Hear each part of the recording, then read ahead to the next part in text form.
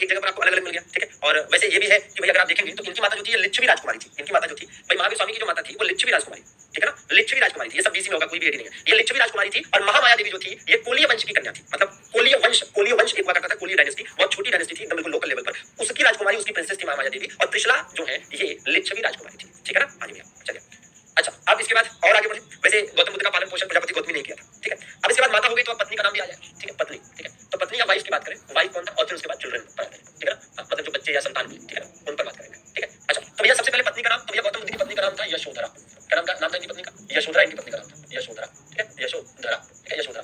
और इनकी पत्नी का नाम क्या था? इनकी पत्नी का नाम था यशोदा। तो नाम तो ठीक है, काफी मिलता जुलता है, यशोदा और यशोधरा, ठीक है, यशोदा और यशोधरा, ठीक है भैया, यशोदा और यशोधरा, तो नाम तो मिलता जुलता है, ठीक है। अब संतान की बात करें, अगर संतान की बात करें तो इनका एक गौतम बुद्ध का एक पुत्र था, मतलब एक बेटा था, ठीक है, एक बेटा था। और उस बेटे का नाम क्या था? बेटे का नाम था भैया राहुल। क्या नाम था बेटे का? बेटे का नाम था राहुल, ठीक है। हाँ जी, अब राहुल आए हैं, आगे आनंद भी आएंगे, ठीक है, ठीक है। तो यह पुत्र सन राहुल था, और इनकी क्या थी? महावीर स्वामी की एक पुत्री थी, ठीक है, पुत्री थी, डॉटर थी, ठीक है, हाँ, डॉटर थी। और इसका नाम क्या था? इसका नाम था अनुज्या प्रियदर्शनी। क्या नाम था? नाम बड़ा गजब का था, अनुज्या प्रियदर्शनी, ठीक है। क्या नाम था भैया? अनुज्या प्रियदर्शनी, ठीक है। तो अनुज्या प्रियदर्शनी इसका नाम था, अनुज्या प्रियदर्शनी। आगे चलकर इसका विवाह भी हुआ, ठीक है, जमाली के साथ, अनुज्या प्रियदर्शनी, ठीक है। क्या नाम है? अनुज्या, ठीक है, नाम काफी बड़ा रख लिया इन्होंने, ठीक है। बचपन भाई गौतम बुद्ध के बचपन का नाम, महावीर स्वामी के बचपन का नाम नोट करते चलिएगा साथ में, बचपन का नाम, ठीक है, चाइल्डहुड नेम, चाइल्डहुड नेम, ठीक है। तो अगर चाइल्डहुड नेम की बात करते हैं तो भैया इनके बचपन का नाम क्या? इनके गौतम बुद्ध के बचपन का नाम था क्या? सिद्धार्थ। क्या नाम था? सिद्धार्थ। एक इत्तेफाक है कि गौतम बुद्ध के बचपन का नाम सिद्धार्थ है, ठीक है ना, हाँ, और महावीर स्वामी के पिताजी का नाम सिद्धार्थ था, ठीक है ना। चलिए, तो ध्यान दीजिए, सिद्धार्थ, ठीक है। तो यह सिद्धार्थ इंपॉर्टेंट है, बिल्कुल याद रखेंगे, सिद्धार्थ था, ठीक है ना। और महावीर स्वामी के बचपन का नाम क्या था भैया? महावीर स्वामी के बचपन का नाम था वर्धमान, ठीक है। क्या नाम था? वर्धमान, ठीक है, इसीलिए वर्धमान महावीर कहा भी जाता है, तो वर्धमान इनके बचपन का नाम था, ठीक है। तो अब भैया ये हो गया। अब इसके बाद और चीजों पर चले, और क्या याद कर सकते हैं भाई? अब इसके बाद आपका क्या आएगा? गृह त्याग आएगा, ज्ञान प्राप्ति आएगी, यही सब चलेगा, ठीक है। तो आइए जरा गृह त्याग की बात कर लेते हैं। गृह त्याग मतलब इन्होंने घर कब छोड़ा, ठीक है ना, अबैंडनमेंट ऑफ हाउस, गृह त्याग, ठीक है। गृह त्याग, गृह त्याग क्यों? क्योंकि गृह त्याग नहीं करेंगे, घर नहीं छोड़ेंगे, ठीक है ना, तो बाहर जाकर ज्ञान प्राप्ति कैसे करेंगे, ठीक है ना। चलिए, तो देख लिया जाए। तो गृह त्याग की बात करें, ठीक है, गृह त्याग, अबैंडनमेंट ऑफ हाउस, ठीक है। तो गृह त्याग की बात कर ली जाए, ठीक है। गृह त्याग जो हुआ था गौतम बुद्ध का, जब इन्होंने गृह त्याग किया था तो ये 29 वर्ष के थे। कितने भैया? जब इन्होंने घर छोड़ा था तो ये 29 वर्ष के थे, और जब इन्होंने घर छोड़ा था तब ये 30 वर्ष के थे। इसका मतलब ये नहीं कि 29 वर्ष की अवस्था में इन्होंने घर छोड़ दिया, इन्होंने देखा कि गए तो हम भी चले, ठीक है ना। हाँ जी भैया, ठीक, 29 वर्ष, ठीक है, 29 ईयर। और जब घर से ये निकले थे तो इनका एक साथी हुआ, ठीक है, साथी, ठीक है, इनका एक साथी हुआ जिसको आप कह सकते हैं चैरियट, ठीक है ना। इनका एक साथी हुआ जो इनको कुछ दूर तक छोड़ कर आया था, जिसका नाम छंदक बताया जाता है। क्या भैया? छंदक, ठीक है, छंदक, या कहीं पर चन्ना लिखा रहता है, ठीक है। हाँ, तो फिलहाल तो आप छंदक याद करें, ठीक है, छंदक, कहीं पर चन्ना भी लिखा रहता है, चाण भी लिखा रहता है, ठीक है, तो छंदक। और बाकी इनका एक घोड़ा भी था, कंठक, ठीक है, घोड़ा, मतलब गौतम बुद्ध का एक घोड़ा था, ठीक है, गौतम बुद्ध का एक घोड़ा था, घोड़ा, ठीक है, जिसमें रथ खींचा था जब इनको कुछ दूर तक छोड़ कर आए थे, ठीक है ना। घोड़ा, घोड़ा मतलब हॉर्स, ठीक है। तो इनके घोड़े का नाम क्या था? इनके घोड़े का नाम था कंठक। क्या नाम था भैया? कंठक इनके घोड़े का नाम था, क्या? कंठक, ठीक है। तो कंठक इनके घोड़े का नाम था, ठीक है भाई। अगर महावीर स्वामी की बात करें तो इन्होंने 30 वर्ष की अवस्था में गृह त्याग किया था, और बड़े भाई नंदीवर्धन की आज्ञा से, बड़े भाई, ठीक है, इनका एक बड़ा भाई था नंदीवर्धन, तो बड़े भाई नंदीवर्धन की आज्ञा से, ठीक है, बड़े भाई नंदीवर्धन की आज्ञा से, ठीक है। तो इन्होंने बड़े भाई को बताकर बकायदा घर छोड़ा था, ठीक है। महावीर स्वामी ने अपने बड़े भाई से इजाजत लेकर बताकर बकायदा घर छोड़ा था, जबकि गौतम बुद्ध तो अपनी पत्नी और बच्चे को आधी रात को सोते हुए निकल गए थे, ठीक है ना। हाँ जी भैया, ठीक है, घोड़े का नाम भी पूछा जाता है, क्या दिक्कत है? नाम याद करो, जहाँ इधर याद कर लो वहाँ एक और याद कर लोगे तो क्या हो जाएगा, ठीक है ना। तो by the order of the Elder, by the order of Elder brother, by the order of Elder brother, ठीक है। हाँ जी, बहुत काम की चीज है, ठीक है, ये आपको एक कंपेयर करके है ना स्टडी हो पा रही है आपकी, ठीक है, तो आपके काफी काम आएगा। और आगे बढ़े भैया। अब गृह त्याग के बाद की बात करें, अगर गृह त्याग के बाद की बात करें तो गृह त्याग के बाद जरा देख लेते हैं कि ज्ञान प्राप्ति, क्या भैया? ज्ञान प्राप्ति, ठीक है, कि ज्ञान प्राप्ति किसको कैसे हुई, ठीक है। ये एक बार कंप्लीट हो जाए तो फिर हम आपको एक्सप्लेन भी बढ़िया तरीके से उस हिसाब से करने निकाल के।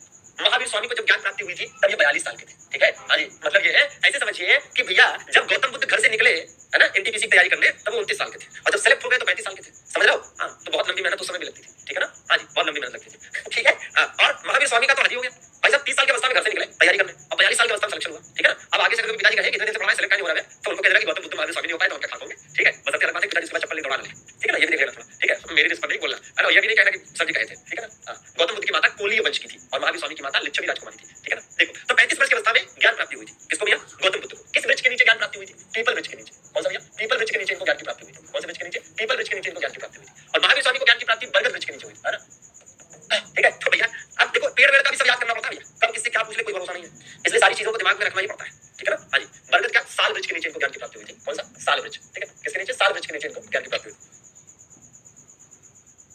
ठीक है। और देखिए, इनको ज्ञान की प्राप्ति जब हुई थी गौतम बुद्ध को जब ज्ञान की प्राप्ति हुई थी तो ये भैया ज्ञान प्राप्ति हुई थी कहां पर? बोध गया में। कहां पर ज्ञान की प्राप्ति हुई थी इनको? बोध गया में ज्ञान की प्राप्ति हुई थी, ठीक है। कहां पर? बोध गया में इनको ज्ञान की प्राप्ति हुई थी, ठीक है, बोध गया में, ठीक। ये कंपैरिजन आप देखते चलेंगे, बोध गया में ज्ञान की प्राप्ति हुई थी, बोध गया में इनको ज्ञान की प्राप्ति हुई थी। और इनको कहां प्राप्त हुई थी ज्ञान की प्राप्ति? इनको ज्ञान की प्राप्ति हुई थी जाम्बिक में। कौन सा गांव था? जाम्बिक गांव था, ठीक है, जाम्बिक नाम का गांव था जहां इनको ज्ञान की प्राप्ति हुई थी, जाम्बिक, ठीक है, जाम्बिक नाम के गांव था, ठीक है ना। इनको ज्ञान कौन देता था? आत्मज्ञान, बेटा, आत्मज्ञान। जैसे तुम्हें भी एक टाइम के बाद आत्मज्ञान हो जाएगा, उसके उसके बाद सवाल पूछोगे नहीं। चलो देखो भैया, और क्या याद करना है, और याद करना है कौन सी नदी के किनारे, निरंजना, निरंजना या फल्गु नदी के तट पर।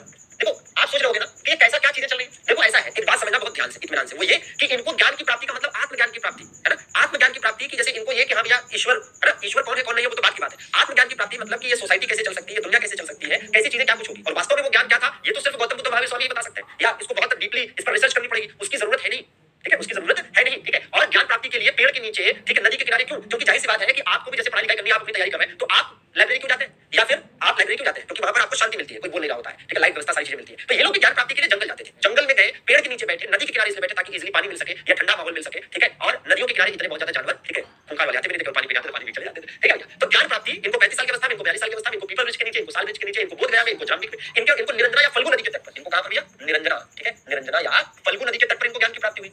और इसी प्रकार से इनका देखिए तो इनको ऋजुपालिका नदी के तट पर ज्ञान की प्राप्ति हुई। ऋजुपालिका नदी, कौन सी नदी, ऋजुपालिका नदी के किनारे इनको ज्ञान की प्राप्ति हुई थी, ठीक है, ऋजुपालिका नदी, ठीक है, ऋजुपालिका नदी, ठीक है। तो बिल्कुल आपको याद करने की जरूरत है कि ऋजुपालिका नदी के किनारे इनको ज्ञान की प्राप्ति हुई। और आगे बढ़ो, ज्ञान प्राप्ति के बाद क्या करेंगे, ज्ञान प्राप्ति के बाद क्या करना चाहिए आप बताइए। ज्ञान प्राप्ति के बाद उपदेश देना चाहिए, ठीक है ना, आपको भी ज्ञान प्राप्ति हो जाएगी, ठीक है ना।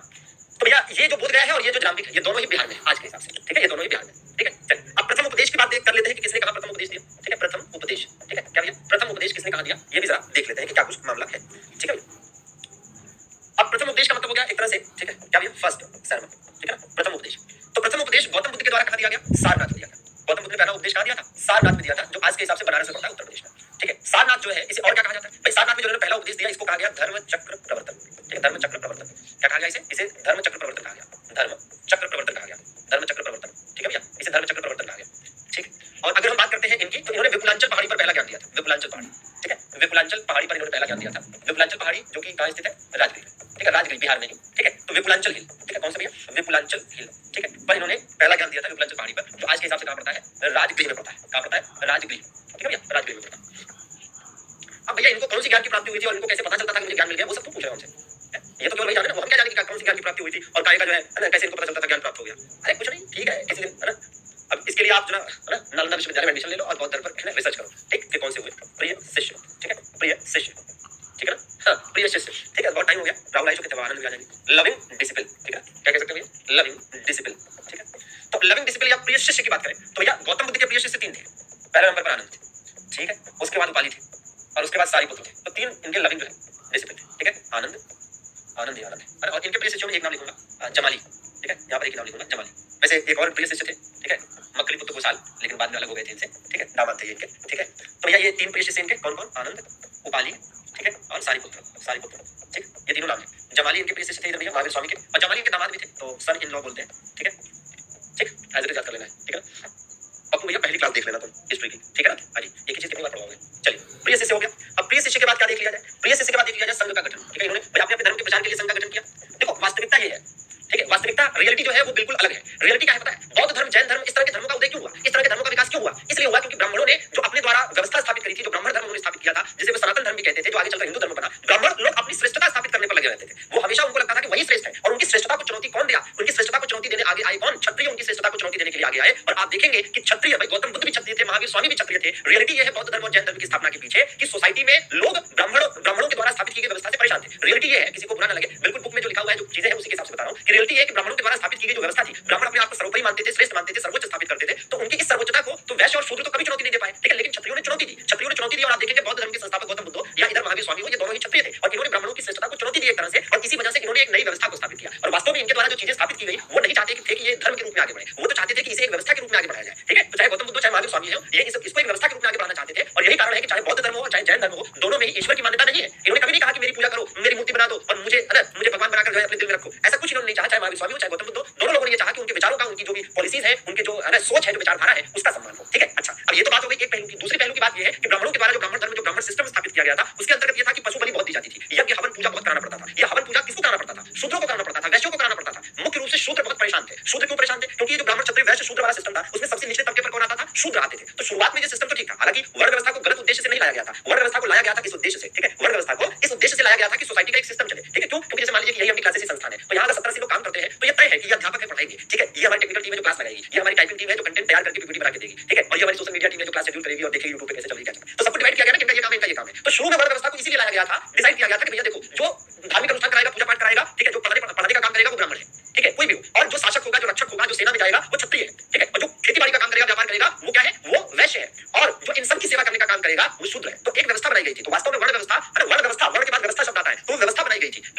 में ये था कि ये व्यवस्था कर्म पर आधारित होगी कि जो जैसा काम करेगा उसको वही कहा जाएगा। लेकिन आगे चलकर दिक्कत ये होने लगी कि पता चला एक ही परिवार में, ठीक है, पिताजी जो है पूजा पाठ कराते हैं तो वो ब्राह्मण हो गए, ठीक है, और पता चला बड़ा वाला बेटा जो है सेना में भर्ती हो गया है, राजा की सेना में, तो वो क्षत्रिय हो गया, ठीक है, उसमें और जो दूसरे नंबर वाला बेटा है वो व्यापार कर रहा है तो वो वैश्य हो गया, ठीक है ना, और उधर फिर पता चला एक लड़का नकारा है, वो किसी प्रकार से अपना मेहनत मजदूरी करके काम चलाता है, फिर दूसरों की सेवा कार्य करता है तो वो शूद्र हो गया। तो पता चला एक ही परिवार में ब्राह्मण क्षत्रिय वैश्य शूद्र सब हो गए, ठीक है। तो अब समझ में नहीं आ रहा है कि कौन ब्राह्मण, कौन क्षत्रिय, कौन वैश्य, कौन शूद्र। तो शुरू में बिना सोचे समझे, बिना दूरगामी परिणाम को सोचे समझे वर्ण व्यवस्था को स्टार्ट कर दिया गया। लेकिन फिर आगे चलकर जब वर्ण व्यवस्था इस तरह से तहस-नहस होने लगी, व्यवस्था और खराब होने लगी, तब मजबूरन ये करना पड़ा कि जो जिस कुल में पैदा होगा वो वही हो जाएगा, कि भैया वैश्य कुल में पैदा हुए तो वैश्य हो गए, शूद्र में पैदा हुए तो शूद्र हो गए, ब्राह्मण में पैदा हुए तो ब्राह्मण हो गए, ठीक है ना। तो वर्ण व्यवस्था किसी गलत उद्देश्य से नहीं शुरू की गई थी, मजबूरन गलत दिशा में चली गई और उस दिशा का परिणाम ये हुआ कि आज हम जाति व्यवस्था के दंश को अपने समाज में देखते हैं, ठीक है ना। हाँ जी, तो इसमें आप कोई परेशान मत होइए, किसी के ऊपर आरोप लगाने की जरूरत नहीं है कि ब्राह्मण ने गलत किया, ऐसा किया, वैसा किया, नहीं, वो गलत हो गया, ठीक है, और वो मतलब मजबूरी थी जो इस तरह से चीजें करनी पड़ी, ठीक है। और जिस तरह से आप देखिए, आप पढ़ते भी है कि वर्ण व्यवस्था ऋग्वैदिक काल में शुरू हुआ, ऋग्वैदिक पीरियड में, और जब पोस्ट वैदिक पीरियड आया, उत्तर वैदिक काल आया, तो इसको है ना जन्म पर आधारित करना पड़ा, बर्थ पर आधारित करना पड़ा, और इस वजह से जाति व्यवस्था का कास्टिज्म का, ठीक है, एक तरह से शुरुआत हुआ, ठीक है ना। हाँ जी, तो कास्टिज्म की शुरुआत आप मान सकते हैं कि तकरीबन 1000 बीसी के आसपास से हुई है, लगभग 1000 बीसी के आसपास से हुई है, ठीक है ना। चलिए, अच्छा, तो ये जो मैं आपको बता रहा था, इसको संघ का गठन वाला भी कंप्लीट कर लेते हैं, ठीक है, क्योंकि फिर बाकी की चीजें तो हमें कल पढ़नी पड़ेंगी, लेकिन यहाँ तक का मैं आज आपको है ना कंप्लीट कर देता हूँ। तो फॉर्मेशन ऑफ संघ, ठीक है ना। हाँ जी, क्या भैया, फॉर्मेशन गठन की जरूरत तो पड़ेगी ना, तो इसी वजह से ये संघ बना रहे हैं। तो ये संघ इसलिए बन रहा है ताकि इस संघ में लोग शामिल हो और उनके माध्यम से अपने रिलीजन को, अपने विचारों को लोगों तक पहुंचा सके, ठीक है ना। हाँ, ठीक है, चलिए, तो अब देखिए क्या संघ का गठन, तो इन्होंने कहां पर किया संघ का गठन? सारनाथ में। गौतम बुद्ध ने संघ का गठन कहां पर किया? सारनाथ में किया, ठीक है ना, सारनाथ में किया। और इन्होंने संघ का गठन कहां किया? पावापुरी में किया, पावापुरी, जहां अंततः इनकी डेथ भी हुई थी, ठीक है, पावापुरी में किया। पर पानीपुरी में याद कर लेना, पावापुरी बता रहा हूं, ठीक है ना, बात समझ लो। तो अब देखो भैया, ठीक है, ये चीज आपके दिमाग में एकदम फिट बैठनी चाहिए, बता दे रहा हूं, ठीक है ना। अब देखो क्या है कि डिफरेंशिएट करके क्यों बता रहा हूं, ये भी आप समझ लें, ठीक है। हमने डिफरेंशिएट करके क्यों बताया कि देखो भाई स्पष्ट रूप से समझ में आया आपको, ठीक है ना। हाँ, ठीक है, स्पष्ट रूप से कि भैया संस्थापक। हाँ, और दूसरी बात यह भी है कि जैसे ब्राह्मण क्षत्रिय वैश्य शूद्र के मामले में अगर कोई मान लीजिए गलत भी है, तो गलत हर वर्ग ने कभी ना कभी किया है किसी न किसी प्रकार का, ठीक है। और कभी कोई गलत रहा है तो आज उसको इतना, आज उसको बहुत सुनने सुनाने का, उसे कहने का कोई मतलब नहीं है, क्योंकि अब देश में जो है वो देश में रहेंगे, ठीक है ना। हाँ, तो सब मिलजुल कर रहे हैं, देश की एकता, अनेकता की, अखंडता की, ठीक है, जिम्मेदारी हमारी आती है। तो संस्थापक, तो गौतम बुद्ध भाई बौद्ध धर्म के संस्थापक हो गए, महावीर स्वामी, ठीक है, जैन धर्म के संस्थापक हो गए, है ना, वास्तविक संस्थापक हो गए। और संस्थापक कौन? ऋषभ। जैसे किसी ने कहा सर ऋषभ देव वास्तविक संस्थापक क्यों नहीं हो पाए? अरे भैया, ऋषभ देव ने कोई व्यवस्था शुरू करी, लेकिन उस व्यवस्था को प्रचलित नहीं कर पाए, तो वास्तविक संस्थापक कहां से हुए? ठीक है, ऐसे ही जन्म अलग अलग, मृत्यु माता पिता, ठीक है, पत्नी पुत्र, ठीक है, बचपन का नाम, गृह त्याग, ये सब अलग अलग बता दिया है। हालांकि अभी भी इसमें शेष है, ठीक है। तो अगले सेशन में जब आपसे कल मुलाकात होगी, तो जैसा नोट्स अभी आप अपनी स्क्रीन पर देख रहे हैं, ऐसा ही तकरीबन एक पेज का नोट्स आपको और मिलेगा, ठीक है। जैसा आप कंपैरिजन वाला नोट्स देख रहे हैं, ऐसा ही एक पेज का और मिलेगा कल, ठीक है ना। तो इजाजत दीजिए, कल मिलते हैं, तो इसको आगे, ठीक है, पढ़ाते हैं। धन्यवाद, थैंक यू वेरी मच। तो कल वाले सेशन में आई थिंक कि प्रथम उपदेश तक हम लोगों ने पढ़ रखा है, ठीक है ना। प्रथम उपदेश तक हम लोग गए थे, शायद कहां तक गए थे भैया? संघ के गठन तक पहुंचे थे ना, संघ के गठन तक हम लोगों ने पढ़ा था। तो आज हम बात करेंगे उपनाम की, ठीक है। आज हम बात करेंगे किसकी भैया? उपनाम की बात करेंगे, ठीक है। तो उपनाम की बात करने वाले हैं और वहां से आपको लेकर आगे बढ़ने वाले हैं, ठीक है। चलिए, तो देख लिया जाए और एक एक करके है ना चीजों को लेकर चलेंगे, आराम से सब समझ में आएगा, ठीक है। ठीक, उपनाम, ठीक है। तो जो उपनाम है, उपनाम का मतलब समझ रहे हैं भाई? उपनाम आप इसे कह सकते हैं या एक तरह से आप ये कह सकते हैं कि टाइटल, ठीक है। इसको टाइटल भी आप कह सकते हैं, ज्यादा फेमस। क्या नाम ज्यादा फेमस है भैया? तो इनका नाम जो फेमस है ज्यादातर, वो क्या फेमस है? शाक्य मुनि साथियों ज्यादा फेमस है, ठीक है ना। तो बिल्कुल आपको याद करने की जरूरत है, क्या? शाक्य मुनि, ठीक है ना, शाक्य मुनि, ठीक है। तो बिल्कुल आप याद रखें, शाक्य मुनि, ठीक है। और दूसरा इनका जो फेमस नाम है वो है एशिया का ज्योतिपुंज। क्या नाम भैया? एशिया का ज्योतिपुंज, ठीक है। तो ये दूसरा इनका फेमस नाम जो है एशिया का ज्योतिपुंज। और एशिया का ज्योतिपुंज का मतलब क्या हो गया? एशिया का ज्योतिपुंज कहने का तात्पर्य हो गया लाइट ऑफ एशिया। क्या कहने का मतलब हो गया? Light of Asia, light of Asia, ठीक है। तो बिल्कुल याद करने की जरूरत है, लाइट ऑफ एशिया। और देखिए एकदम आराम से समझते चले कि गौतम बुद्ध का एक नाम शाक्य मुनि भी है, ठीक है। गौतम बुद्ध का एक नाम एशिया का ज्योतिपुंज भी है। दरअसल में है क्या कि शाक्य मुनि नाम की अगर बात करें तो ये शाक्य गण के तो थे, ये शाक्य राजकुमार थे भाई। ये जिस एम्पायर में, जिस स्टेट में पैदा हुए थे, उस स्टेट का नाम क्या था? उस स्टेट का नाम था शाक्य, उस स्टेट का नाम था शाक्य। इनके पिताजी भी शाक्य गण के राजा थे, ठीक है, शाक्य गण के राजा थे, रूलर थे। तो भैया एक तरह से भाई गौतम बुद्ध क्या हुए? ये एक राजकुमार हुए, इनको बनना था राजा और बन गए मुनि, इसलिए इनको शाक्य मुनि कहते हैं, ठीक है। इसलिए इनको क्या कहा जाता है? शाक्य मुनि कहा जाता है। हालांकि मैं आपको बता दूं कि इस तरह की तीन उपाधियां हैं, एक है शाक्य मुनि और एक है साथियों क्या? एक है वर्तमान शाक्य मुनि। क्या भैया? एक है वर्तमान शाक्य मुनि और एक नाम साथियों होता है क्या? वर्तमान शाक्य मुनि और एक नाम होता है क्या? बुद्ध शाक्य। क्या नाम होता है भैया? बुद्ध शाक्य। ये अलग अलग लोगों की उपाधियां हैं, ठीक है ना। तो इसको भी पॉइंट वाइज, ठीक है, देख लीजिए कि क्या मामला है कि भाई शाक्य मुनि किसे कहते हैं, है ना, शाक्य मुनि किसे कहते हैं, और फिर वर्तमान शाक्य मुनि, ठीक है, प्रेजेंट शाक्य मुनि, ठीक है, प्रेजेंट शाक्य मुनि किसे कहा जाता है, ठीक है, ये भी जरूरी बात है, प्रेजेंट शाक्य मुनि किसे कहते हैं। और यह भी जरूरी बात है कि भाई बुद्ध शाक्य किसे कहा जाता है, बुद्ध शाक्य किसे कहा जाता है, ठीक है। अब ध्यान दीजिए कि भाई गौतम बुद्ध को शाक्य मुनि क्यों कहते हैं? गौतम बुद्ध को शाक्य मुनि इसलिए कहा जाता है क्योंकि जैसा कि हमने कहा कि ये एक राजकुमार थे, ठीक है, ये एक राजकुमार थे, इनको बनना था राजा और बन गए मुनि। ये एक राजकुमार थे, इनको बनना था राजा, बन गए मुनि। शाक्य राजकुमार थे तो शाक्य राजा कहलाते, अगर राजा बनते तो मुनि बन गए तो शाक्य मुनि कहलाए। तो याद करने के लिए इसमें दिक्कत नहीं। वर्तमान शाक्य मुनि कौन हुए? ये भैया हुए कौन? वेनसांग, ठीक है। कौन हुए? वेनसांग। वेनसांग बहुत बाद में आया था, हर्षवर्धन के समय में वेनसांग आया था। कहां से? भाई चाइना से। हर्षवर्धन के समय में वेनसांग कहां से आया था? तो हर्षवर्धन के समय में ये चाइना से आया था, ठीक है। तो वेनसांग गौतम बुद्ध के मार्ग पर चलने वाला बहुत बाद का व्यक्ति था, उसके विषय वर्तमान शाक्य मुनि कहते हैं। और बुद्ध शाक्य किसे कहा जाता है? तो बुद्ध शाक्य भैया अशोक को कहते हैं, क्योंकि अशोक, अशोक ने बौद्ध धर्म को काफी आगे बढ़ाया। नेशनल और इंटरनेशनल लेवल पर बुद्धिज्म के फेमस होने के पीछे सबसे बड़ा, ठीक है, जो योगदान दिया है, कंट्रीब्यूशन दिया है, वो अशोक ने दिया है, ठीक है ना। तो एक तरह से एक ही जगह पर आपको तीनों पॉइंट याद करने हैं कि शाक्य मुनि, वर्तमान शाक्य मुनि और बुद्ध शाक्य, ठीक है। अब अगली बात आती है कि एशिया का ज्योतिपुंज क्यों कहते हैं? तो गौतम बुद्ध को एशिया का ज्योतिपुंज कहने के पीछे कारण है कि दरअसल में एक बुक ही है जिसका नाम ही है लाइट ऑफ एशिया। तो लाइट ऑफ एशिया नाम की एक बुक है, ठीक है ना। लाइट ऑफ एशिया क्या है? लाइट ऑफ एशिया साथियों एक बुक है, और ये दरअसल में बुक क्या है? ये गौतम बुद्ध की जीवनी है, ठीक है। ये क्या है भैया? ये बुद्ध की जीवनी है, ठीक है, बुद्ध की जीवनी है। और यह बुद्ध की जीवनी किसके द्वारा लिखी गई थी? मतलब कह सकते हैं बायोग्राफी ऑफ बुद्ध, ठीक है। ये गौतम बुद्ध की क्या है भैया? बायोग्राफी है, ठीक है। ये गौतम बुद्ध की क्या है? गौतम बुद्ध की बायोग्राफी है, ठीक है। ये गौतम बुद्ध की क्या है भैया? ये गौतम बुद्ध की साथियों बायोग्राफी है। और ये जो लाइट ऑफ एशिया है, ये किसके द्वारा लिखी गई थी? ये लिखी गई थी एडविन अर्नाल्ड के द्वारा। किसके द्वारा लिखी गई? एडविन अर्नाल्ड के द्वारा लिखी गई थी, ठीक है। एडविन अर्नाल्ड के द्वारा ये लिखी गई थी। तो बिल्कुल आपको याद करने की जरूरत है, एडविन अर्नाल्ड। अर्नाल्ड, ठीक है ना, एडविन अर्नाल्ड के द्वारा इसे लिखा गया था, ठीक है। और ये किस पर आधारित है, किस किताब के आधार पर लिखी गई है, तो ये भैया लिखी गई थी ललित विस्तार के आधार पर, ठीक है। मतलब एक किताब है बौद्ध धर्म में ललित विस्तार, और उसी ललित विस्तार के आधार पर इसे लिखा गया, ललित विस्तार के आधार पर ही इसे लिखा गया है, ठीक है, इंग्लिश में, ठीक है ना। मतलब कह सकते हैं कि बेस्ड ऑन ललित विस्तार, बेस्ड ऑन ललित विस्तार, ठीक है, बेस्ड ऑन ललित विस्तार, ठीक है। तो ललित विस्तार के ऊपर आधारित है, ठीक है। लाइट ऑफ एशिया आप शायद 11th से 12th में पढ़ते भी हैं इसको, ठीक है ना। आज भी बिल्कुल। तो एज इट इज आपको याद कर लेना है, आप समझ गए होंगे कि शाक्य मुनि क्यों कहा जाता है और लाइट ऑफ एशिया, भाई लाइट ऑफ एशिया क्यों कहते हैं, क्योंकि इनके ऊपर, ठीक है, बकायदा लाइट ऑफ एशिया नाम की बुक ही लिखी गई है, ठीक है ना। चलिए भैया, ठीक, अच्छा, अब क्या है मामला।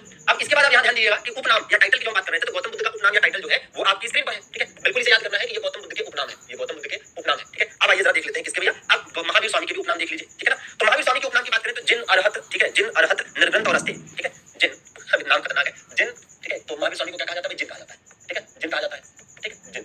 और क्या कहा जाता है भाई, अरहत भी कहा जाता है, ठीक है, अरहत, ठीक है, अरहत भी कहा जाता है इनको, ठीक है। क्या कहा जाता है भैया, अरहत भी कहा जाता है, और क्या कहा जाता है, निर्ग्रंथ भी कहा जाता है, निर्ग्रंथ, ठीक है। तो निर्ग्रंथ भी इनको कहते हैं, निर्ग्रंथ, ठीक है, निर्ग्रंथ, ठीक है, निर्ग्रंथ भी इनको कहा जाता है। तो ये क्या हो गया भैया, निर्ग्रंथ, ठीक है। तो ये महावीर स्वामी की उपाधि है, ये किसकी उपाधि है, ये महावीर स्वामी की उपाधि है, जो आपको एज इट इज याद करने की जरूरत है, ठीक है। हाँ जी, महावीर स्वामी की उपाधि है, ठीक है। अब भाई ये तो हो गई उपाधियां दोनों की, गौतम बुद्ध की अलग और महावीर स्वामी की अलग, ठीक है ना, ठीक है। तो जिन, अरहत और निर्ग्रंथ, जिन, अरहत और निर्ग्रंथ, ठीक है भैया। तो बिल्कुल याद करने की जरूरत है ना। चलिए अब इसके बाद जब उपाधियां हो गई है, तो अब उपाधियों के बाद हम ये देख लेते हैं, ठीक है। उपाधियों के बाद, ठीक है, उपाधियां या उपनाम जो भी कह लीजिए, प्रथम शिष्य, ठीक है, किसकी बात कर ले भैया, प्रथम शिष्य। शिष्या का मतलब क्या हो गया भाई, हम ऐसे कह सकते हैं कि फर्स्ट फीमेल डिसिपल, ठीक है, फर्स्ट फीमेल डिसिपल, ठीक है, फर्स्ट फीमेल डिसिपल, ठीक है, फर्स्ट फीमेल डिसिपल, ठीक है। भाई जो लविंग डिसिपल है वो आपको बता चुके हैं, ठीक है ना। हाँ, जो लविंग डिसिपल है वो आपको बता चुके हैं, ठीक है। ये कमेंट बॉक्स देखकर बड़ी दया आती है, सही बताऊं तो कभी कहा जाता है ये अच्छा कमेंट था, ठीक है। हाँ जी, तो केवलिन भी इनको कहते हैं, तो ये लिख देते हैं केवलिन, ठीक है, केवलिन। अब ये जो सब उपाधियां हैं, इनके अपने अपने मतलब भी है, इनके अपने अपने मतलब भी है, ठीक है। क्या मतलब है भैया, तो देखिए इनके मतलब ये है कि अगर हम देखें कि भाई इनके जो मतलब है, ठीक है, क्या मतलब है, तो इसमें मतलब ये समझिए जैसे जिन है,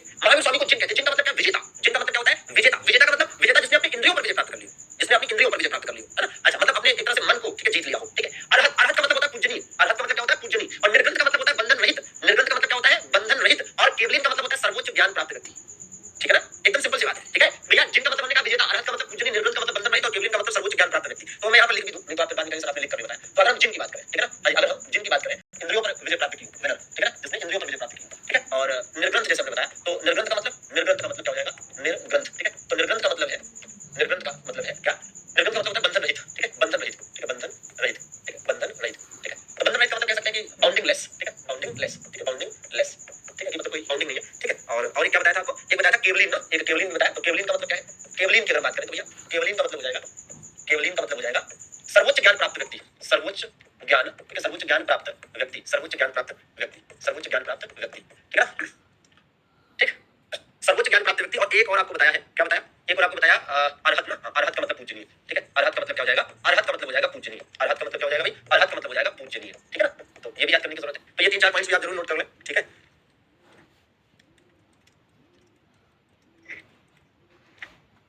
ठीक है। तो बिल्कुल ध्यान देना है, और इसको लिख लेंगे सुप्रीम एनलाइटेंड, एनलाइटेंड, ठीक है। और इसको हम कह लेंगे वनरेबल, ठीक है, या फिर इसको कह सकते हैं सुप्रीमली, ठीक है, सुप्रीमली एनलाइटनमेंट पर्सन। तो ये इनके मतलब हो गए, जरूर इनको नोट कर लेंगे, ठीक है। ये इनके मतलब हो गए कि भैया जिन का मतलब विजेता, ठीक है भाई, निर्ग्रंथ का मतलब बंधन रहित, ठीक। और इसी प्रकार से केवलिन का मतलब सर्वोच्च ज्ञान प्राप्त व्यक्ति, और अरहत का मतलब पूजनीय, ठीक है ना।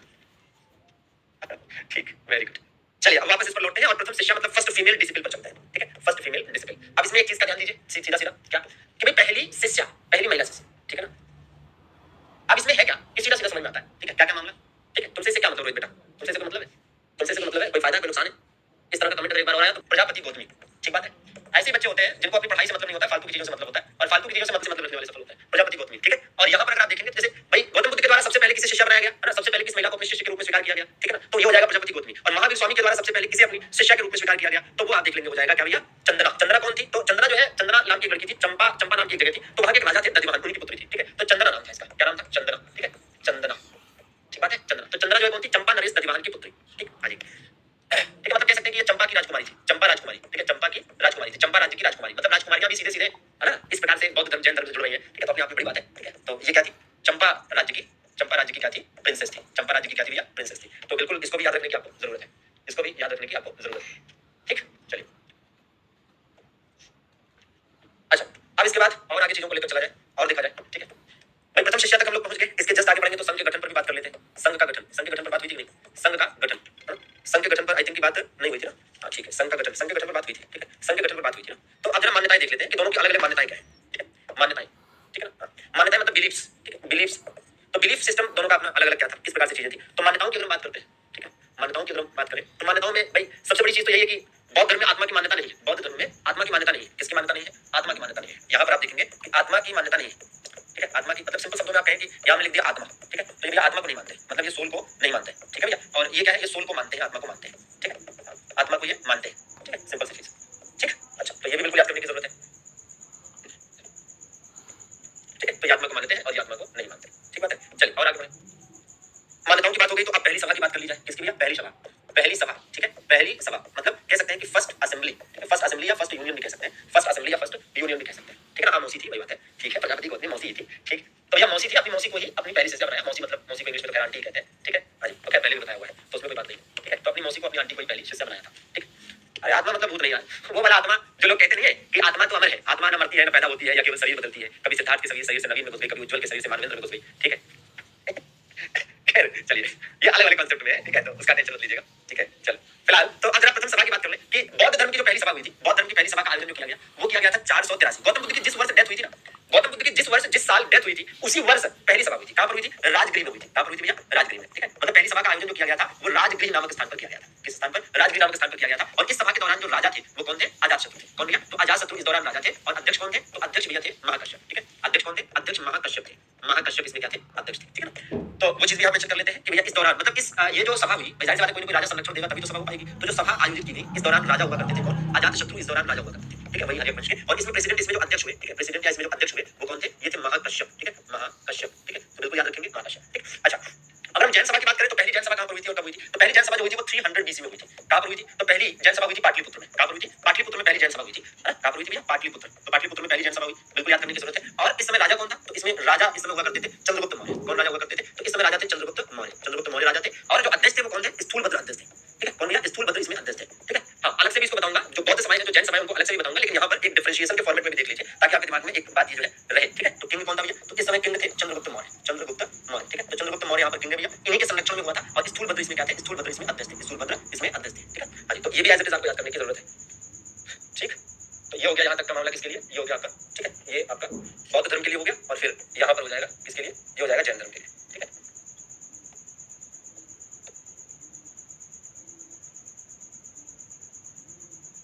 ठीक, चलिए। अच्छा भाई, अब इसके बाद थोड़ा आगे बढ़े और चीजों को देखें।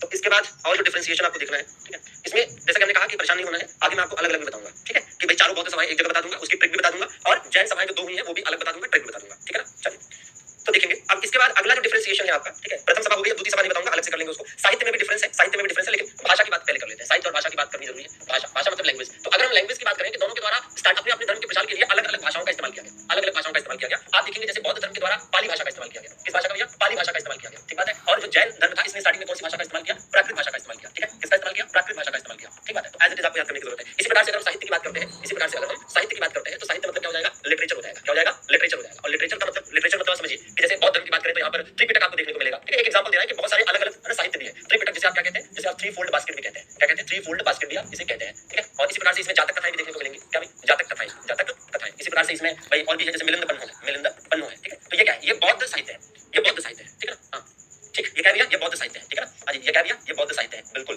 ठीक है ना, बिल्कुल। रा क्या नाम है? राह। आपके ऊपर एक कहानी, एक बहुत सटीक लाइन मेरे पास है, बंदर क्या जाने अदरक का स्वाद। एक और लाइन है आपके मेरे पास, नाच नावे आंगन टेढ़ा, है ना। दोनों का मतलब देखिएगा। एक चलिए, मिलिंद पन्नु, क्या भैया? मिलिंद पन्नु, ठीक है।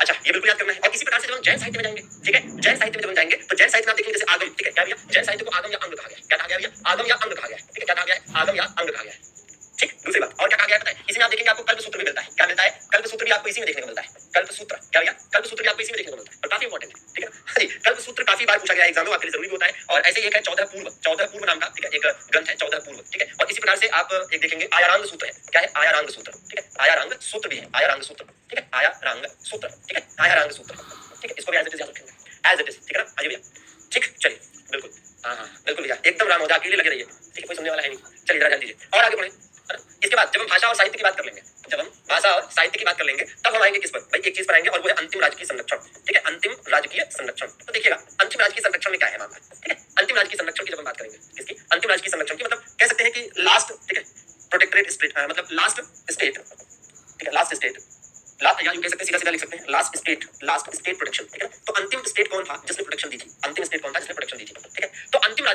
गौतम बुद्ध की बौद्ध धर्म की अगर हम बात करते हैं, ठीक है ना, अगर हम बौद्ध धर्म की बात करते हैं तो अंतिम राज्य की संरक्षण दिया गया किसके द्वारा? पाल शासकों के द्वारा, ठीक है, किसके द्वारा भैया? पाल शासकों के द्वारा अंतिम राज्य की संरक्षण दिया गया, पाल वंश, ठीक है, किसके द्वारा भैया? पाल वंश मतलब पाल डायनेस्टी, ठीक है, तो पाल डायनेस्टी के द्वारा राज्य की संरक्षण दिया गया, ठीक है। और इसी प्रकार से हम देखेंगे अगर जैन धर्म की बात करें तो इनको अंतिम राज्य की संरक्षण किसने दिया था? चालुक्य वंश, ठीक है, किसने भैया? चालुक्य वंश के द्वारा अंतिम राज्य की संरक्षण दिया गया था, चालुक्य डायनेस्टी, किसके द्वारा भैया? चालुक्य डायनेस्टी, क्या? चालुक्य डायनेस्टी, ठीक है, गुजरात के, कहां के भैया? गुजरात के चालुक्य, ठीक है, गुजरात के चालुक्यों के द्वारा। और ये कहां के थे? ये बंगाल के पाल शासक थे, ये कहां के थे? बंगाल के पाल शासक थे, ठीक है। तो ये भी एक डिफरेंस आपको याद करना है भाई, तो एज इट इज याद करने का प्रयास करिएगा, ठीक है, काफी इंपॉर्टेंट है आपके लिए, ठीक है, ठीक। तो ये हो गया आपका, ठीक है, संरक्षण। अब देखिए एक बात समझिएगा कि हमने आपको इस तरह से पढ़ाने का जिम्मा क्यों उठाया, ठीक है, और बौद्ध धर्म और जैन धर्म को स्टोरी के टाइप से, कंसेप्ट टाइप से भी हम समझेंगे, लेकिन सबसे पहले हमने क्लास स्टार्ट करते ही बता दिया था कि हम ऐसे इसलिए पढ़ा रहे हैं क्योंकि ज्यादातर ऐसा होता है कि बौद्ध धर्म को अलग और जैन धर्म को अलग पढ़ा जाता है, और फिर जब दोनों को पढ़कर इंसान फ्री हो जाता है तो फिर आपस में चीजें मिक्स हो जाती हैं। इसलिए हमने आपको पहले बौद्ध धर्म और जैन धर्म का एक कंपेयर करके बताना जरूरी समझा, कल भी बताया था, आज भी बता रहा हूं, और अभी आगे, ठीक है, फिर स्टोरीज पे आएंगे हम, ठीक है। तो जैसे आप देखिए उपनाम है, तो गौतम बुद्ध की अलग उपनाम या टाइटल्स है, महावीर स्वामी के अलग टाइटल्स है, ठीक है ना। इसी प्रकार से प्रथम शिष्या की बात करें कि भाई पहली महिला जो बुद्ध की शिष्य बनी वो प्रजापति गौतमी थी। हालांकि अगर आप दूसरा देखेंगे तो दूसरी यशोधरा थी, तीसरा देखेंगे तो खेमा थी, और चौथा देखेंगे तो आम्रपाली थी। लेकिन मुझे आपको पीएचडी नहीं कराना है, जितना एग्जाम में आता है उतना जरूरी है, ठीक है, नहीं तो लिखवाने को 4 लिखवा देंगे गौतम बुद्ध के द्वारा, ठीक है। जिन महिलाओं को शिष्य बनाया गया उसमें पहला नाम प्रजापति गौतमी का है जो उनकी मौसी थी, दूसरा नाम यशोधरा का है जो उनकी पत्नी थी, तीसरा नाम खेमा का है जो कि हर्यक वंश के शासक बिंबिसार की पत्नी थी, और तीसरा नाम आम्रपाली का है जो क्या थी? जो साथियों वैशाली की नगरवधु थी, ठीक है ना। अच्छा, यहाँ पर साथियों चंदना हो जाएगा, ठीक है। अब मान्यताओं की बात करें तो एकदम स्पष्ट है कि भैया बौद्ध धर्म में आत्मा की मान्यता नहीं थी, जैन धर्म में मान्यता थी, ठीक है। प्रथम सभा की बात करें तो ये 483 हुई और ये 320 में हुई, ये राजगीर में हुई थी, वो पाटलिपुत्र में हुई थी। यहाँ पर राजा अजातशत्रु थे, यहाँ पर राजा चंद्रगुप्त मौर्य थे, यहाँ पर अध्यक्ष महाकश्यप थे, वहाँ पर अध्यक्ष स्थूलभद्र थे। फिर आगे और भी डिफरेंशिएशन आपको बताया कि भाषा की बात करें तो बौद्ध धर्म ने पाली यूज किया और जैन धर्म ने प्राकृत यूज किया। इसी प्रकार से साहित्य की बात करें तो यहाँ पर त्रिपिटक, जातक कथाएं, मिलिंद पन्नु जैसी प्रसिद्ध किताबें आगे अलग से बौद्ध साहित्य की जगह पर आपको बताएंगे, ठीक है ना। हाँ, और इधर आगम या अंग की बात करते हैं, यहाँ आगम या अंग की बात करते हैं, कल्प सूत्र की बात करते हैं, 14 पूर्व है, आयरांग सूत्र है, ये वो साहित्य है जो जैन धर्म से संबंधित है। इसी प्रकार से अंतिम राजा और अंतिम वंश, अंतिम डायनेस्टी जिन्होंने बौद्ध धर्म को संरक्षण दिया वो पाल शासक थे, और जैन धर्म को जिन्होंने संरक्षण दिया वो कौन थे? चालुक्य शासक थे, ठीक है ना। अच्छा, अब डिफरेंस और भी लिखे जा सकते हैं, जैसे एक डिफरेंस आप यह भी लिख सकते हैं कि आपने पढ़ा भी होगा 16 महाजनपदों का उल्लेख, याद करिए 16 महाजनपदों का उल्लेख, ठीक है, कौन से बौद्ध ग्रंथ या कौन से जैन ग्रंथ में मिलता है, ठीक है ना। हाँ जी, याद है कि नहीं याद है? तो मेंशन ऑफ 16 महाजनपदास कौन सी किताब में मिलता है? ये भी तो आपने पढ़ा है, ठीक है, नहीं पढ़ा है महाजनपदों के बारे में जो आपने पढ़ा था तो वहां पर बताया था कि देखो भैया बौद्ध ग्रंथ की बात करें तो कौन सा है? बौद्ध ग्रंथ की बात करें तो अंगुत्तर निकाय, ठीक है ना। कौन सा? अंगुत्तर निकाय, ठीक है। अंगुत्तर निकाय नाम का एक ग्रंथ है, अंगुत्तर निकाय नाम का एक ग्रंथ है, एक बुक है जिसमें 16 महाजनपदों की जानकारी मिलती है, ठीक है, अंगुत्तर निकाय, ठीक है, क्या भैया? अंगुत्तर निकाय। और इसी प्रकार से जैन ग्रंथ की बात करें तो भगवती सूत्र है, क्या है साथियों? भगवती सूत्र है। और भगवती सूत्र की बात करें तो ये जैन ग्रंथ है, क्या है? भगवती सूत्र है, ठीक है। अब एक चीज ध्यान दीजिए कि एक जगह पर चीजें मिलेंगी तो लंबे समय तक याद भी होंगी, ठीक है, लंबे समय तक याद भी होंगी। कैसे? ठीक है, ऐसे समझिए कि 16 महाजनपदों का उल्लेख करने वाला बौद्ध ग्रंथ कौन सा है? अंगुत्तर निकाय। जैन ग्रंथ कौन सा है? भगवती सूत्र है। क्लियर हो गई एक ही समय पर बात, ठीक है ना, एक ही समय पर एक ही जगह पर बात क्लियर हो गई, दूध का दूध और पानी का पानी जिसे आप कह सकते हैं, ठीक है, कहीं से कहीं तक कोई दिक्कत नहीं आएगी, ठीक है। अब क्या करना है भाई? अब तो चलो ठीक है, ये तो आपने लिख लिया, ये इंपॉर्टेंट था, ठीक है, ये आपने लिख लिया एज इट इज इंपॉर्टेंट, ठीक। अब मैं आपको क्या करूं? अब ये है कि भैया जो डिफरेंशिएशन आपको बताना था वो बता चुका हूं, अब बौद्ध धर्म और जैन धर्म पर कांसेप्ट आगे बताऊंगा, लेकिन उससे पहले चूंकि कांसेप्ट बताने में थोड़ा टाइम लगेगा, तो अभी हमारे पास आज के सेशन में जो तकरीबन 20 मिनट का समय बचा है इसमें मैं बौद्ध धर्म से संबंधित कुछ और इंपॉर्टेंट बातें बता दूं। तो जरा ध्यान दीजिए, मैं आपको बताने जा रहा हूं बौद्ध साहित्य थोड़ा विस्तार से, ठीक है। तो आइए जरा बौद्ध साहित्य को देख लीजिए विस्तार से। बौद्ध साहित्य में है, ठीक है, बुद्धिस्ट लिटरेचर, ठीक है, लिटरेचर, ठीक है, काफी इंपॉर्टेंट है, यहां से खूब क्वेश्चन आते हैं। तो देखिए बुद्धिस्ट लिटरेचर, अब ये जो बुद्धिस्ट लिटरेचर है बिल्कुल बीके का जी के अंदाज 360 फार्मूला में, ठीक, हाँ जी 360 फार्मूला में, ठीक है ना। हाँ ठीक, अब इसमें है क्या कि बौद्ध साहित्य की जब हम बात करते हैं तो पहली बात कि प्रारंभ में ये साहित्य किस भाषा में लिखे गए? प्रारंभ में, ठीक है, प्रारंभ में पाली में लिखे गए, ठीक है, प्रारंभ में किस में लिखे गए? पाली में लिखे गए, प्रारंभ में पाली में लिखे गए, ठीक है। हाँ, शुरू में इनकी लैंग्वेज क्या थी? पाली थी, ठीक है भाई, मतलब रिटन इन, बाद में देखिए बौद्ध धर्म ने शुरू में पाली यूज किया, पाली भाषा को, जैन धर्म ने प्राकृत यूज किया, ठीक है, आगे चलकर दोनों में संस्कृत यूज किया, आगे चलकर दोनों में संस्कृत का यूज करना शुरू कर दिया, ठीक है भैया। तो होता क्या है, ठीक है, तो उसी चीज को आपको बताते चल रहा है। अब क्या है, अब इसमें एक चीज जो बहुत इंपॉर्टेंट है, चूंकि उसको यहाँ पर लिखेंगे, इसके बारे में थोड़ा सा विस्तार भी आपको बताना रहेगा, क्या? त्रिपिटक, ठीक है, जो त्रिपिटक है। अब देखो त्रिपिटक को इंग्लिश मीडियम वाले जितने हमारे साथी हैं इनको कहूंगा दो नाम याद करिए, एक तो त्रिपिटक और दूसरा थ्री फोल्ड बास्केट, ठीक है। इंग्लिश मीडियम वालों को दिक्कत नहीं है, उनको एक ही चीज याद करनी है, क्या? थ्री फोल्ड बास्केट, ठीक है ना, क्योंकि केवल इंग्लिश में लिखा रहेगा थ्री फोल्ड बास्केट। ये क्या होता है इसके बारे में विस्तार से भी देख लेंगे, ठीक है। बाकी बौद्ध साहित्य में जैसे मिलिंद पन्नु, मिलिंद पन्नु आपको याद करनी है और बहुत ज्यादा इंपॉर्टेंट है, याद तो करनी पड़ेगी, ठीक है। मिलिंद पन्नु क्या है इसके बारे में अभी बता देते हैं, मिलिंद पन्नु, ठीक है ना, बिल्कुल ठीक है, बिल्कुल विचार आता है, ठीक है। और इतना एक कमेंट के चक्कर में 10 मिनट से लगी हो तब तक कितना कुछ लिख लेती, और ये जो पूछ रही हो इसको तो व्हाट्सएप पे भेज सकती थी, पढ़ रहा हो, अरे कुछ लोग को शायद पढ़ने का तरीका थोड़ा सा समझना पड़ेगा, समझो कि टाइम वेस्ट नहीं करना, ठीक है। हाँ जी, बाकी महावस्तु भी लिख लीजिए, ठीक है, महावस्तु, ठीक है, इसमें भी 16 महाजनपदों की जानकारी मिलती है, उसको या तो ऊपर लिख लेते हैं यहाँ शायद स्पेस आगे ना हो जाए, ठीक है। तो दो ग्रंथ है, एक यहाँ पर महावस्तु लिखिएगा, महावस्तु, ठीक है, महावस्तु तथा ना लिखिएगा, महावस्तु, ठीक है, महावस्तु काफी इंपॉर्टेंट है। और ऐसे ही एक लिखेंगे, एक लिख लेंगे अंगुत्तर निकाय, क्या भाई? अंगुत्तर निकाय, ठीक है, अंगुत्तर निकाय, ये भी काफी इंपॉर्टेंट है, एज इट इज नोट करेंगे, अंगुत्तर निकाय, ठीक है, अंगुत्तर निकाय। अच्छा, अब इसी प्रकार से एक है आपका बुद्ध चरित, अगर आपको याद हो बुद्ध चरित, याद है? बुद्ध चरित, बुद्ध चरित भी काफी इंपॉर्टेंट है, बुद्ध चरित, ठीक है, बुद्ध चरित, ठीक है। और एक और यहाँ पर मेंशन कर सकते हैं, चलिए लिख लेते हैं महाविभाषा शास्त्र, महाविभाषा, महाविभाषा शास्त्र, महाविभाषा शास्त्र, ठीक है, महाविभाषा शास्त्र, महाविभाषा, ठीक है, शास्त्र, महाविभाषा शास्त्र, ठीक। अब इसमें आप देखिए एक एक करके कि भाई जैसे यहाँ से शुरू करें।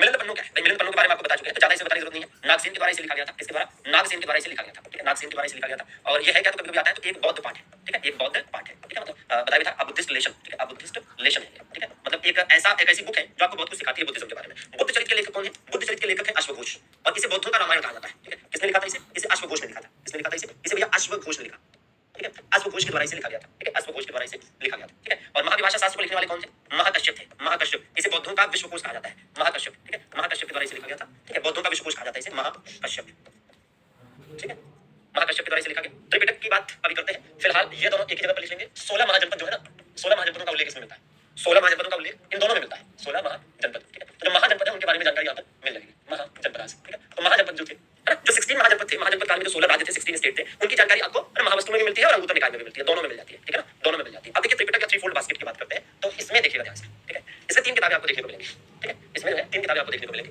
ये जरा ध्यान दीजिएगा स्पेशली। तो देखिए भैया इसके बारे में देख लेते हैं 3 कौन कौन सी किताबें हैं, ठीक है, तो एकदम इत्मीनान से ध्यान से देखते चलिए इसको, ठीक है। तो इसमें एक किताब जो है इसका नाम है सुत्त पिटक। क्या नाम है इस किताब का? एक किताब इसका नाम है सुत्त पिटक, ठीक है, सुत्त पिटक, सुत्त पिटक। तो एक किताब होगी सुत्त पिटक। एक किताब इसमें है विनय पिटक। क्या नाम था? विनय पिटक। तो विनय पिटक हो गई भैया, विनय पिटक। तो एक किताब ये थी विनय पिटक, और एक थी साथियों अभिधम्म पिटक, अभिधम्म पिटक, ठीक है, अभिधम्म पिटक, ठीक है। क्या भैया? अभिधम्म पिटक, ठीक है, अभिधम्म पिटक, ठीक है, अभिधम्म पिटक, ठीक, ऐसे याद कर लेंगे, ठीक। देखिए अब सुत्त पिटक की बात करें तो सुत्त पिटक क्या है भैया? सुत्त पिटक जो है इसमें बुद्ध के उपदेश दे रखे हैं। इसमें क्या दे रखा है? ठीक है, इसमें बुद्ध के उपदेश दे रखे हैं, ठीक है। और इसको लिखने वाला कौन था? आनंद। आनंद बहुत बड़ा है भैया, कल से आनंद, ठीक है। इसने लिखा है इसको भैया आनंद ने लिखा है, आनंद के साथ, ठीक है। इसको लिखने वाले कौन थे? इसको लिखने वाले थे उपाली, ठीक है। कौन लिखा इसको भैया? इसको उपाली ने लिखा, इसको उपाली ने लिखा, ठीक है। और इसको किसने लिखा भैया? इसको लिखा मोगलीपुत्र तिस्स ने, इसमें मोगलीपुत्र तिस्स, ठीक है, मोगलीपुत्र तिस्स, मोगलीपुत्र तिस्स के द्वारा लिखा गया। मोगलीपुत्र तिस्स, जंगल जंगल बात चली है, पता चला है, वही वाले मोगली नहीं है, दूसरे मोगलीपुत्र तिस्स, ठीक है। हाँ आनंद यही बैठे, ज्यादा गुस्सा आएगा तो समझ लो, ठीक है। हाँ ये हमारे सामने जो टेक्निकल है ना एक्सपर्ट बैठे ये आनंद जी है, गुस्सा उसा ना आए, ध्यान से चलिए, ठीक है। सुत्त पिटक भैया इसमें क्या मिल जाएगा? इसमें बुद्ध के उपदेश मिल जाएंगे, बुद्ध के जो उपदेश है वो इसमें आपको देखने को मिलेंगे, ठीक है। और इसमें क्या देखने को मिलेगा? इसमें आपको संघ के नियम देखने को मिल जाएंगे, संघ के नियम आपको इसमें देखने को मिलेंगे, है ना, हाँ संघ के नियम, ठीक है। और इधर जो अभिधम्म पिटक है इसमें बुद्ध के आध्यात्मिक विचार, क्या भैया? बुद्ध के आध्यात्मिक विचार, ठीक है, बुद्ध के आध्यात्मिक विचार, बुद्ध के आध्यात्मिक विचार, ठीक है, बुद्ध के आध्यात्मिक जो विचार है वो आपको यहाँ देखने को मिलते हैं, बुद्ध के आध्यात्मिक विचार, ठीक। अच्छा हाँ जी, तो जरा कमेंट करके बताएंगे मजा आया, ठीक, बिल्कुल। तो ये सारी चीजें आपको याद करनी है भैया, और इनसे रिलेटेड क्वेश्चन भी ठीक ठाक बनते हैं एज इट इज, ठीक है ना, एज इट इज आपको याद करना है, सिंपल, ठीक है। और अब इसमें कुछ चीजें मैं ऐड भी करना चाहूंगा, ऐड मतलब जैसे बुद्ध चरित्र महाविभाषा शास्त्र को हमने बताया, यहाँ पर स्पेस नहीं है तो अगले पेज पर बता देता हूँ कि महाविभाषा शास्त्र के बारे में क्या बताया कि इसे और क्या कहा जाता है, महाविभाषा शास्त्र जो है इसे और क्या कहा जाता है, क्या बताया जरा कमेंट करिए। और बुद्ध चरित्र का भी बताया कि बुद्ध चरित्र को और क्या कहा जाता है, बुद्ध चरित्र को और क्या कहा जाता है, तो बुद्ध चरित्र को क्या कहते हैं, महाविभाषा शास्त्र को क्या कहते हैं। तो भैया महाविभाषा शास्त्र को कहा जाता है बौद्धों का विश्वकोश, क्या कहा जाता है इसे कहते हैं बौद्धों का विश्वकोश। बाकी जानकारियां पिछले पेज पर लिखी है, तो यहाँ पर ये याद कर लीजिए केवल इसे बौद्धों का विश्वकोश कहते हैं। और बुद्ध चरित्र को क्या कहा था? इसको कहा था भैया बौद्धों का रामायण, क्या? बौद्धों का रामायण, बौद्धों का रामायण, ठीक है, बौद्धों का रामायण इसे कहा जाता है, ठीक है, बौद्धों का रामायण, ठीक है, रामायण ऑफ, ठीक है, बुद्धिज्म, बुद्धिज्म, ठीक है। तो बौद्धों का रामायण इसे कहा जाता है, क्या कहा जाता है? बौद्धों का रामायण कहा जाता है। कहीं तो किसी को दिक्कत नहीं आती। और ये वाला जो है ना इसको हिंदी में आप ये भी याद रखिएगा कि इनसाइक्लोपीडिया, क्या भैया? इनसाइक्लोपीडिया। कई बार ये क्वेश्चन पूछा गया कि बौद्धों का इनसाइक्लोपीडिया किसे कहते हैं? इनसाइक्लोपीडिया ऑफ बौद्ध, ठीक है, इनसाइक्लोपीडिया ऑफ बौद्ध, ये भी याद रखेंगे, ठीक है, बौद्धों का इनसाइक्लोपीडिया, ठीक है, इनसाइक्लोपीडिया, इनसाइक्लोपीडिया ऑफ बौद्ध, ठीक है, इनसाइक्लोपीडिया ऑफ बौद्ध। अब बौद्धों का इनसाइक्लोपीडिया भी कहते हैं, ठीक है भैया। आनंद के कहने पर ही महिलाओं को संघ में प्रवेश करने दी गई थी, ठीक है ना। अच्छा भैया अमित बाबू बहुत अच्छा, वेरी गुड, ठीक है। तो महाविभाषा शास्त्र बौद्धों का विश्वकोश कहलाता है, मतलब बौद्धों के मतलब प्राचीन बौद्ध के बारे में बहुत सारी जानकारियां महाविभाषा शास्त्र में। और बुद्ध चरित्र जो है ये एक तरह से बौद्धों की ये बुद्ध की जीवनी है, ठीक है, ये एक तरह से बुद्ध की जीवनी है और बुद्ध के जीवन के बारे में बताती है, इसी वजह से इसे बौद्धों का रामायण कहते हैं, ठीक है ना। हाँ जी, क्या? बायोग्राफी ऑफ बुद्ध, ठीक है ना, बायोग्राफी ऑफ बुद्ध, ठीक है। तो बुद्ध की जीवनी आपको इसमें देखने को मिलती है, तो ये भी याद करने की जरूरत है। बाकी कहीं से कहीं तक कोई और दिक्कत, ठीक है, बाकी तो और कोई इसमें दिक्कत हो नहीं चाहिए, ठीक है, ठीक है। हाँ मतलब सुत्त पिटक और इसमें इंग्लिश वाला कंटेंट जो है, इंग्लिश में मतलब ये कि भाई जैसे जो इंग्लिश मीडियम के हमारे साथी हैं जिन्होंने ये पिछले वाले पेज पर जगह नहीं थी कि सुत्त पिटक में क्या लिखा है, विनय पिटक में क्या लिखा है, ठीक है, अभिधम्म पिटक में क्या लिखा है, तो मैं यहाँ पर बता दे रहा हूँ, तो नोट कर लेंगे, ठीक है। हाँ जी बिल्कुल, अभिधम्म पिटक और इंग्लिश हिंदी के साथ साथ इंग्लिश में पढ़ने का एक बड़ा फायदा ये है कि आपके पेपर में कई बार इंग्लिश में भी लिख कर आ जाता है, तो वहां से आपका काम हो जाएगा, ठीक है। जैसे सुत्त पिटक है तो सुत्त पिटक, विनय पिटक, अभिधम्म पिटक। तो सुत्त पिटक जो कि आनंद ने लिखा है, ठीक है, सुत्त पिटक जो कि आनंद ने लिखा है, इसमें यह भी जानिएगा कि सुत्त पिटक सबसे बड़ा है, लार्जेस्ट, ठीक है, तीनों पिटकों में सबसे बड़ा यही है। और सबसे छोटा कौन सा है? तो सबसे छोटा ये है, ठीक है। तो ये भी सभी लोग नोट कर लेंगे कि जो 3 पिटक है, 3 पिटक मतलब 3 बुक्स, ठीक है, 3 बुक्स, ठीक है। तो जो 3 किताबें हैं सुत्त पिटक, विनय पिटक, अभिधम्म पिटक, तीनों को मिलाकर जब मिला देते हैं तो इसी को कहते हैं त्रिपिटक, ठीक है, इसी को कहते हैं त्रिपिटक। और इसको क्या कहते हैं भाई? थ्री फोल्ड बास्केट, ठीक है, थ्री फोल्ड बास्केट। तो इसमें सुत्त पिटक सबसे बड़ा है, विनय पिटक सबसे छोटा है। जो विनय पिटक सबसे छोटा है इसलिए क्योंकि इसमें नियम लिखे, नियम होते ही कितने हैं। और सुत्त पिटक में क्या है, सुत्त पिटक में बुद्ध के विचार लिखे हैं, तो जाहिर सी बात है कि है ना, विचार तो बहुत सारे हैं, विचार देते जाइए देते जाइए देते जाइए, ठीक है। तो सुत्त पिटक में क्या है, बुद्ध के है ना, मतलब कह सकते हैं कि sermon of बुद्ध, मतलब बुद्ध के उपदेश, ठीक है। sermon and ideas of Buddha, मतलब बुद्ध के जो विचार है, बुद्ध के जो विचार है, उपदेश है, वो इसमें दे रखे हैं, ठीक है। विनय पिटक में क्या दे रखा है, ठीक है, इसमें संघ के नियम दे रखे हैं, रूल्स ऑफ संघ, ठीक है, रूल्स ऑफ संघ, ठीक है। संघ जिसको आप यूनियन भी कह सकते हैं, बट वो यूनियन टाइप का था नहीं, तो संघ ही कहते हैं। अभिधम पिटक की बात करें तो इसमें बुद्ध के आध्यात्मिक विचार है, ठीक है, मतलब कह सकते हैं स्पिरिचुअल, ठीक है, स्पिरिचुअल आइडियोलॉजी ऑफ बुद्ध, ठीक है, स्पिरिचुअल आइडियोलॉजी ऑफ बुद्ध, तो बुद्ध के आध्यात्मिक विचार है या धार्मिक विचार है, ठीक है ना, ठीक है ना। तो ये आपको ध्यान देने की जरूरत है। तो ये हो गया क्या, ये हो गया आपके बौद्ध साहित्य, ये क्या हो गया भैया, ये हो गया आपके बौद्ध साहित्य, ठीक है, और काफी इंपॉर्टेंट तो है बौद्ध साहित्य, ठीक है, एज इट इज आपको याद करना है भैया, एज इट इज याद करना है। तो इसमें कोई दिक्कत तो होनी नहीं चाहिए, आराम से हो गया होगा, कहीं से कहीं तक कोई दिक्कत है ना। त्रिपिटक एक चीज है जो यहाँ पर नहीं लिखी हमने, वो यहाँ मेंशन करूंगा, ठीक है, क्या भैया, जातक कथाएं, कैसा जातक कथाएं ध्यान नोट करना है, ठीक है, जातक कथाएं, ठीक है। तो बिल्कुल याद रखिएगा कि जो जातक कथाएं हैं, ठीक है, जो जातक कथाएं हैं, ठीक है, जो जातक कथाएं हैं साथियों, इसमें क्या मिलता है, जातक कथाएं तो अलग लेवल की, कहते हैं कि जातक कथाओं में गौतम बुद्ध के 500 पूर्व जन्मों की कहानी है, ठीक है, 500 पूर्व जन्मों की। तो ये याद नोट कर लेंगे, क्या भैया, बुद्ध के 500 पूर्व जन्मों की कहानी, बुद्ध के 500 पूर्व जन्मों की कहानी, ठीक है ना, पास्ट लाइफ पूर्व जन्मों की कहानी, ठीक है, गौतम बुद्ध के 500 पूर्व जन्मों की कहानी, ठीक है ना, मतलब कह सकते हैं कि stories of 500 past lives of Buddha, stories of 500 past life of Buddha, ठीक है। तो गौतम बुद्ध के 500 पूर्व जन्मों की कहानी है। हर्षित बेटा उसके लिए पीपीटी लानी पड़ेगी, पीपीटी आती है कई लोगों को टेंशन हो जाती है, समझ रहे हो ना। तो भैया बिल्कुल बुद्ध के 500 पूर्व जन्मों की कहानी मतलब stories of 500 past lives of Buddha, ठीक है ना, तो ये चीज है, ठीक। हाँ जी, तो भाई ये आप देखो क्या है, अलग अलग आप जब अलग अलग चीजों को पढ़ते हो तो आपको निश्चित रूप से दिक्कत होती है, ऐसे कम से कम आपको दिक्कत नहीं होगी, एक जगह पर चीजें समझ में आ रही है कि क्या कुछ मामला है, ठीक है। हाँ जी, तो एकदम इस मामले को सेट कर लीजिए, है ना, बिल्कुल शानदार जबरदस्त तरीके से, ये देखिए, वाह डिजाइनदार, ठीक है। तो ये डिजाइनिंग, ये आप इस तरह का फ्लो चार्ट क्यों आपको देते हैं, इस तरह की जो फ्लो चार्ट्स है, इस तरह की जो चीजें हैं, ये इसलिए आपको देते हैं ताकि आपके लिए चीजें थोड़ी इजी हो जाए। आप देखेंगे ज्यादातर जो एजुकेशनल प्लेटफॉर्म्स है, चाहे यूट्यूब पर हो चाहे एप्लीकेशन पर है, आप देख लीजिएगा, एक तो हम टाइम से अपना सिलेबस कंप्लीट करके देंगे, ज्यादातर लोग तो सिलेबस ही टाइम से नहीं कंप्लीट कर पाते, कुछ लोगों को हमने देखा है साल डेढ़ साल तक पढ़ाते तब जाकर सिलेबस कंप्लीट होता है और तब भी सिलेक्शन नहीं दिला पाते, तब भी सिलेबस कंप्लीट नहीं होता। हम तो आपको बहुत ज्यादा तो 6 महीने में सिलेबस कंप्लीट करके दे देंगे, ठीक है। दूसरी बात, ज्यादातर आप देखेंगे कि आपको पढ़ा देते हैं, कोई मतलब नहीं कि आपको समझ में आया कि नहीं आया, चीजों को इजी करके मॉडिफाई करके बताया कि नहीं बताया, बस बताते चले जाएंगे, पॉइंट लिखवाते चले जाएंगे, हेडिंग डालो पॉइंट लिखो, हेडिंग डालो पॉइंट लिखो, जैसे ऑफलाइन की क्लास चल रही है। लेकिन हम आपको लगातार फ्लो चार्ट्स दे रहे हैं, जहां जरूरत होती है वहां ट्रिक्स भी दे देते हैं। आप देखिए कंपेयर करके चीजों को बताया कि किस प्रकार से कंपेयर करके चीजों को आसान बना सकते हैं। आप कहीं भी पढ़ लीजिए, आपको कंपेयर करके इस तरह से आसान बनाते लोग नहीं नजर आएंगे, ठीक है ना। हाँ जी, और जो ट्रिक्स हम लोग देते हैं, मैप का भी यूज करते हैं जरूरत पड़ने पर, ठीक है। लॉजिक्स भी देते हैं कि ऐसा क्यों हो गया वैसा क्यों हो गया, बहुत सारी चीजें हैं मेरे भाई, जो आप कहना केवल इसलिए पढ़ रहा है, कहना केवल इसलिए पढ़ रहा है क्योंकि कभी कभी कुछ लोग उंगली उठाते हैं, उनको पुश करो, बस इतनी इच्छा है कि 100 में से 98 को पुश कर पाऊं, ठीक है। आपका साथ रहे, हमारी मेहनत रहे, और हम दोनों मिलकर एक दिन जरूर तहलका मचाएंगे और रेलवे में 50% से ज्यादा सिलेक्शन दिलाकर बताएंगे, ठीक है। और जब हम ये करेंगे तब हमारी सफलता का जो ध्वज है आसमान में लहरेगा, ठीक है। फिर नेगेटिव बोलने वालों की बोलती बंद है। चलिए मेहनत करिए और आगे बढ़ते रहिए, नोट्स बनाते रहिए, फिर मिलेंगे कल, है ना, इसको आगे कंटिन्यू कर रहे हैं।